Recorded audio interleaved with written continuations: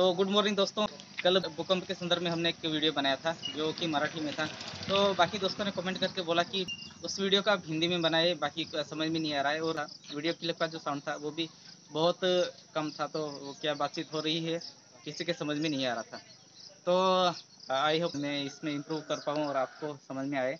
लेकिन हालांकि वो जो डिस्कशन हुआ था लोगों के बीच, और मेरी की जो टीम आई थी महाराष्ट्र इंजीनियरिंग रिसर्च इंस्टीट्यूट, उन्होंने गाँव वालों को समझाया था कि भूकंप जैसे कुछ यहाँ पे माहौल नहीं है, आप बिल्कुल डरे ना। और जो खोखसा गांव में स्कूल बंद करके रखा है बच्चों के माता पिता ने, और बच्चों को वो लेके गए हैं घर पे, तो जल्दी से जल्द वो बच्चों को स्कूल में छोड़ने जाए, ऐसा गांव वालों ने और जो मेरी की टीम पदाधिकारी थे उन्होंने गांव वालों को समझाया था।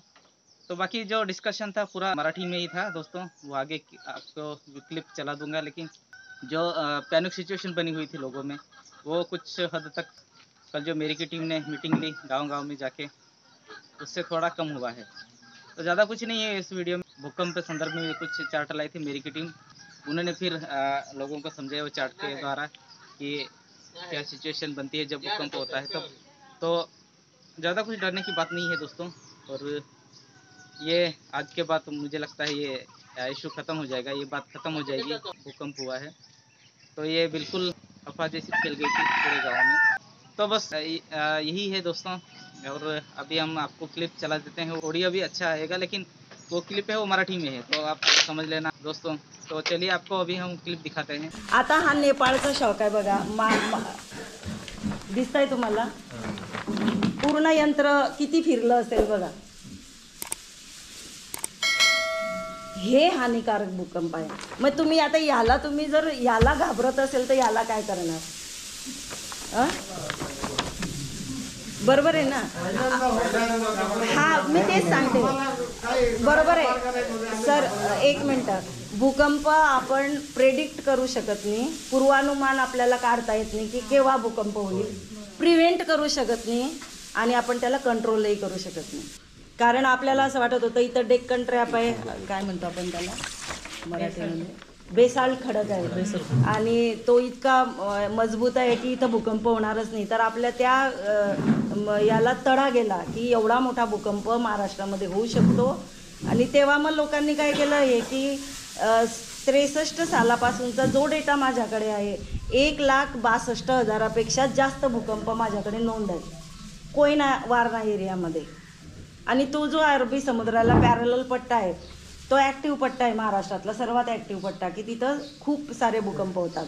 मग त्यावेळी यशवंतराव चव्हाण मुख्यमंत्री होते आणि त्यांनी असं म्हटलं होतं की भूकंपाची भीती कशाला, भूकंप घेऊ आम्ही उशाला। आणि त्या लोकांनी ते इतकं ॲडॉप्ट केलं की आता हे इतके भूकंप 24 तासामध्ये एवढे झाल्यानंतर सुद्धा ते लोक घाबरत नाही आणि काही नाही।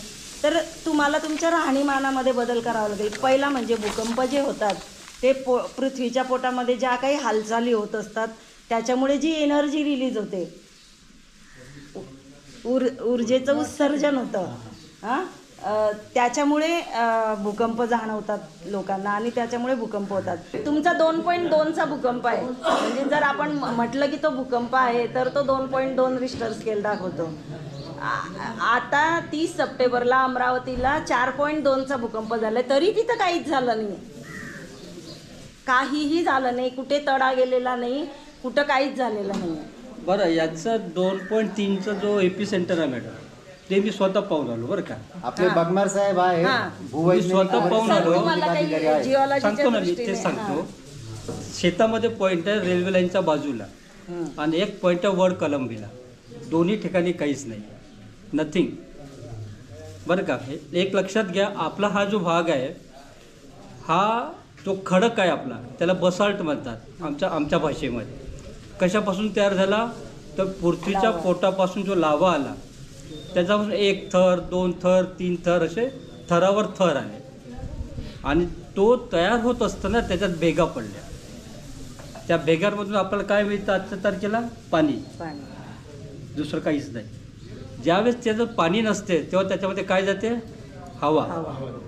जेव्हा खूप पाऊस पडतो तर ती हवा पण बाहेर येण्याचा प्रयत्न कुठून तरी। ते बोरवेलचं पण सेम तशीच, सेम। तर असं मेजर भूकंप वगैरे असं काही पार्टने मी परवा पण सांगितलं होतं।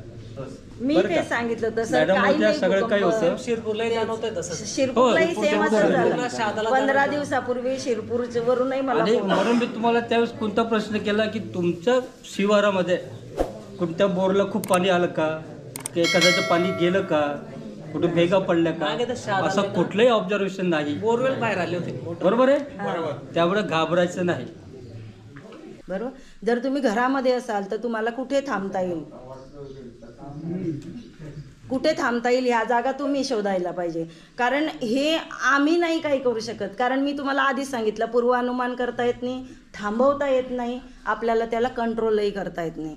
त्यामुळे प्रत्येक व्यक्तीमध्ये तो अवेअरनेस पाहिजे, मुलांमध्ये तो अवेअरनेस पाहिजे की शाळा चालू असताना जर असं काही झालं तर दप्तर डोक्यावर घेऊन आपण शिस्तीत कसं बाहेर पडायचं आहे, नाही तर चेंगराचेंगरी होते आणि जे होणार नसतं ते घडून जातं.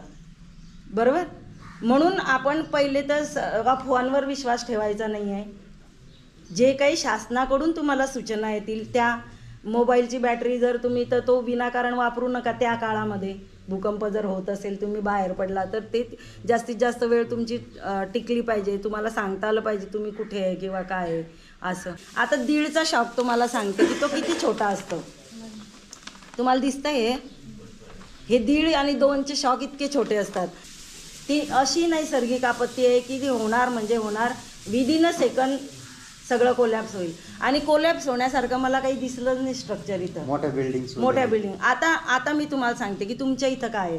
आपण काय करतो, ज्या काही घरं असतील तर ते मोठे मोठे दगड वगैरे किंवा शेतीचे जे अवजारं असतं, काम झालं म्हणजे आपण असं वरती टांगून ठेवतो, तर ते करू नका. जर तुम्हाला असं वाटतंय की इथं भूकंप सदृश्य काहीतरी हालचाली झाली आहे तर तुम्ही ते बघा, ते चेक करा. ते सगळंच तुम्ही खाली उतरवून ठेवा. तुमचे जे अवजारं असतील किंवा जड डबे असतील किचनमध्ये तर ते तुम्ही खाली उतरवून ठेवा काही दिवस. झाला तर झाला पसारा, बरोबर आहे ना. कारण परत तुम्ही असं काही प्रथमोपचार पेटी तयार करून एक बॅटरी, रेडिओ किंवा 2 सेल अशी एक पिशवीमध्ये तुमच्या दरवाजाला अडकवून ठेवू शकता की जर हादरायला लागलं तर ते पिशवी घेऊन तुम्हाला ताबडतोब बाहेर पडता आलं पाहिजे. आपण चंद्रावरती जातोय, मंगळावरती जातोय, पण आपल्याला पृथ्वीच्या पोटामध्ये 10 किलोमीटरपेक्षा जास्त जाता आलेलं नाही. म्हणजे आतमध्ये काय घडतंय हे आपल्याला फक्त अनुमानावरून कळतं.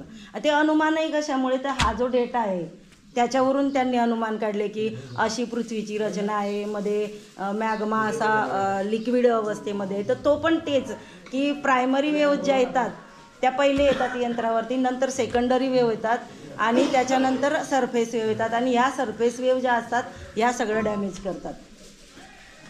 तर सेकंडरी वेव्ह ज्या असतात त्या लिक्विडमध्ये प्रवास करत नाही.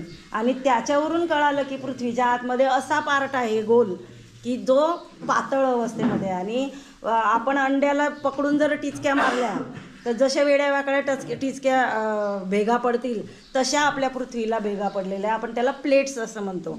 आणि हे जे प्लेट आहे हे एकमेकांकडून कधी जवळ येतात, कधी दूर सरकतात. पृथ्वीच्या त्या मॅग्मामध्ये ज्या काही कन्व्हेक्शन करंट किंवा जे काही हालचाली होतील त्याच्यावरती त्याची मूवमेंट असते. समजा 2 प्लेट आहे समोरासमोर, त्या जर एकमेकाच्या साईडला सरकल्या तर आतमध्ये तुमची रिफ्ट व्हॅली तयार होते, म्हणजे दऱ्या तयार होतात. जवळ सरकले तर आतल्या पृथ्वीच्या भागावरती घड्या पडून पर्वत तयार होतात. आता प्रेझेंटेशन दाखवायला नाही तर ते दाखवलं असतं. भारत जो आहे तो इंडो ॲस्ट्रेलियन प्लेटवरती वसलेला आहे आणि हिमालयाच्या पलीकडे जो चायना आणि त्याचा आहे तो युरेशियन प्लेटवर आहे. आता ह्या दोन्ही प्लेटमध्ये सतत काहीतरी घडामोडी चालू आहे. तर पूर्ण भारताच्या काश्मीर म्हणजे पाकिस्तान, अफगाणिस्तानपासून तर 7 सिस्टरपर्यंत, मेघालय आणि ते जे आहेत 7 राज्य पूर्वांचलमधले, तिथपर्यंत सतत मोठे मोठे भूकंप होत असतात. का तर या 2 प्लेट्सच्या हालचालीमुळे. तर तशा पद्धतीने आता ह्या प्लेट हल्ल्या म्हणजेच काय होतं की भारतामध्ये जेवढ्या काही छोट्या छोट्या प्लेट असतील त्यासुद्धा हलतात, त्याची मूवमेंट होते आणि असे छोटे मोठे भूकंप होतात. तर आता एक अजून सांगते तुमच्या माहितीसाठी की हा अजून पहिलाच तुम्हाला जाणवला आहे भूकंप, बरोबर. तर खूप मोठा भूकंप अचानक होत नसतो. तर मोठ्या भूकंपासाठी बिफोर शॉकची मालिका असते. म्हणजे काही महिने, काही वर्ष भूकंप सतत चालू असतात, त्याची फ्रिक्वेन्सी वाढत असते.